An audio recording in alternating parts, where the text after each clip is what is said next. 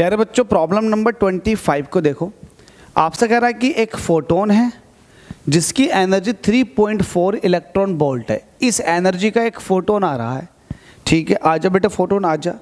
हमसे कह रहा है कि ये गिर गया और ना मेटल सरफेस, अच्छा ठीक है, मेटल सरफेस पर गिर गया और उस मेटल का खुद का जो वर्क फंक्शन है वो है 2 इलेक्ट्रॉन वोल्ट। इसका मतलब ये है कि इस एनर्जी का 2 इलेक्ट्रॉन वोल्ट तो मेटल खुद खा जाएगा, ठीक है। तो जो बची एनर्जी है वो इलेक्ट्रॉन के चलने में लग जाएगी। चलने का मतलब ये है कि एक तरह से काइनेटिक एनर्जी।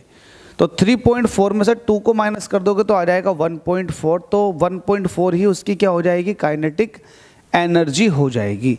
अगर किसी को समझ में नहीं आया तो इस तरह से निकालने। फोटोन आगे गिरा जिसकी एनर्जी ये थी, इस एनर्जी का कुछ हिस्सा वर्क फंक्शन में निकल गया, जो बचा हुआ हिस्सा था वो काइनेटिक एनर्जी में निकल जाएगा।